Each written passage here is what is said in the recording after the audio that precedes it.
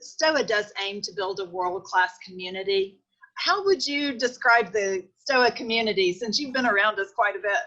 Yeah, when we talk about world-class communities, Union strives to be excellence-driven, and of course, in everything that we do. And our relationship with Stoa just matches up so well, the mission of both institutions, just from a Christ-like people perspective and just focused on excellence. I was really taken back. I think you were the tournament director that year that we hosted, along with another individual. And we were just, Nikki Castles and I were just blown away at the people that are a part of Stoa, not only the students, but the parents. When we thought about hosting a large event like this that really utilizes every aspect of our campus, Union's campus is probably just a hair too small for NITOC, but we made it work. We were able to squeeze everything that we could out of our campus, but just working with all of the families and students with Stoa was just such a rewarding experience. I'm not an emotional guy, but at the end of that event, it really was, we felt like a part of our family was leaving us, and we were hoping that they would be on campus so that we could see them again very, very soon. I've just been blessed. My whole family's been blessed. Just it's really remarkable just to be surrounded by just wonderful parents, students, servant leaders who I think model Christ-likeness, and we get to see that lived out, not only in club meetings and at tournaments, at national championships, but just to.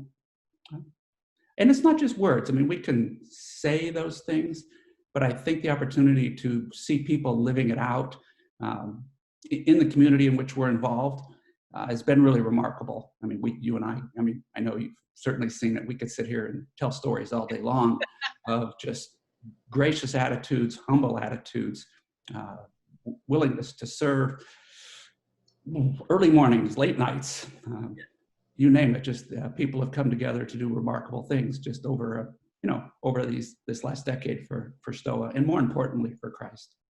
So a world-class community is important to DBU because we're called to be part of the broader community, the faith-based community, the church, the broader church.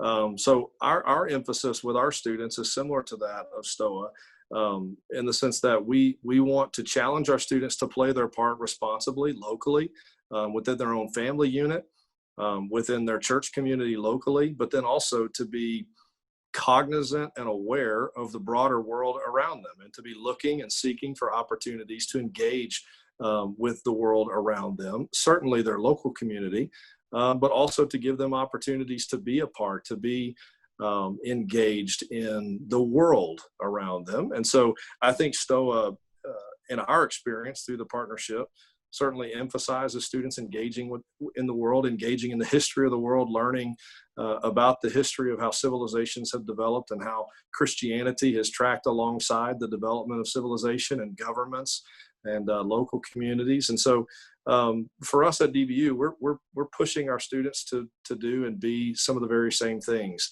engaged in the local community, faithful in the local context to which they've been called, but also open, willing, and engaging with the world, the broader world around them, their state, their nation, and of course, international opportunities as well. You know very well through DBU that there are countless opportunities for our students to engage internationally, engage their faith, but also engage in academics and community service.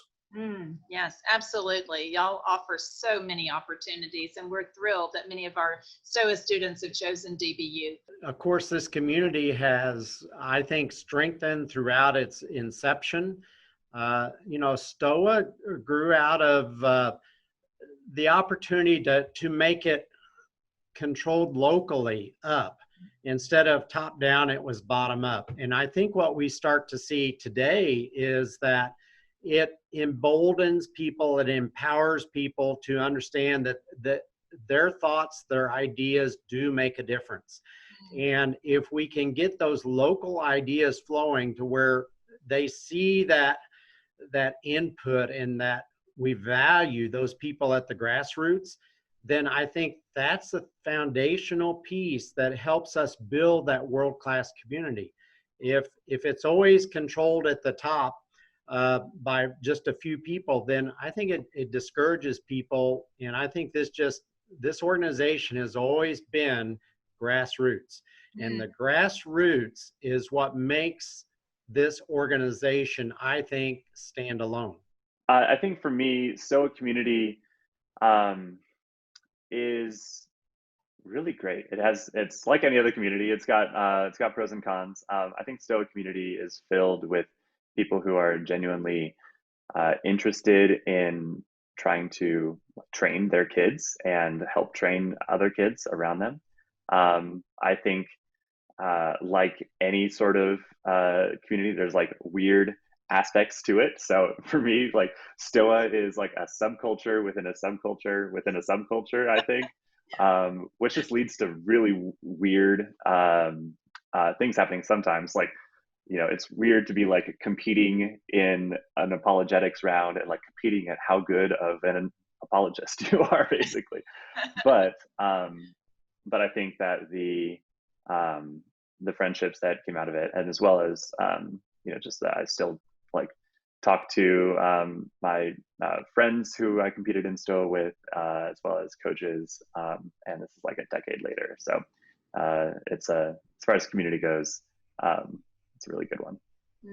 Yes, yes, a lot of fun in that community. Yes.